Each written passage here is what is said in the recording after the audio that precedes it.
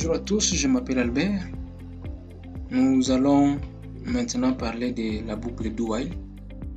C'est toujours dans notre cadre de l'apprentissage Python et C#. La boucle do while est une boucle qu'on trouve dans beaucoup de langages, mais qui n'est pas nécessaire pour Python. Donc, la session qui suit concerne nécessairement la boucle do while, mais cette fois-ci en C# seulement. Cette boucle nous sera présentée par Erdine Tambwe, qui est déjà un bon codeur en C#. Erdine Tambwe, à vous la parole. Bonjour à tous et encore bienvenue. Je m'appelle Erdine Tambwe et nous sommes toujours dans notre section de boucles et nous allons parler maintenant de la boucle do while. Nous venons de parler de la boucle while, maintenant c'est la boucle do while. La boucle do while est un peu différente du fonctionnement de la boucle while. Dans quel sens? Pour une boucle do while, la condition est évaluée à la fin de la séquence d'instructions.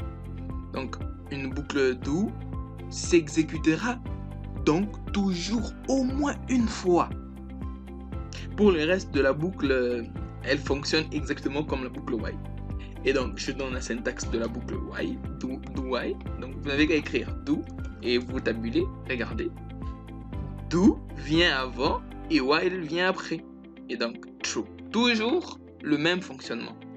Prenons le même exemple que nous venons de faire précédemment. Nous allons créer un entier. Je sais que vous êtes déjà devenus des experts, donc vous allez créer des entiers. Vous allez des entiers qu'on va appeler toujours number.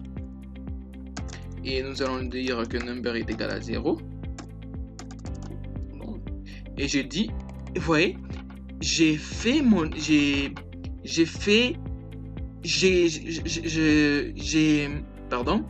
vérification à la fin de la boucle. Donc, elle serait quand même exécutée une fois, puis maintenant,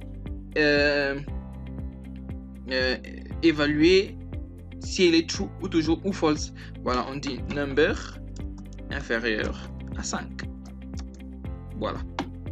Et qu'est-ce qu'on fait ici? Comme on a fait la dernière fois, console write 9 number.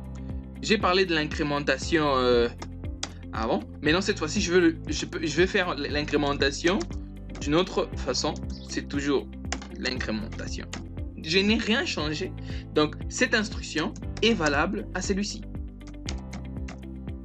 Number post. Comme ça. Donc, l'instruction number plus égale à number plus 1 est égal à ça.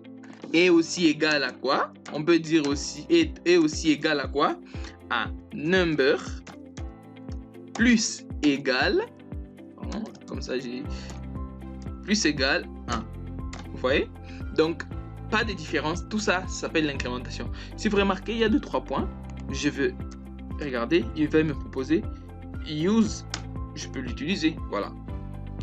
Lui-même, il me propose d'utiliser cette syntaxe. Sûrement, il sait que c'est plus avantageux. Alors, voilà. Exécutons notre code sans plus tarder. Voilà. 1, 2, 0, 1, 2, 3, 4.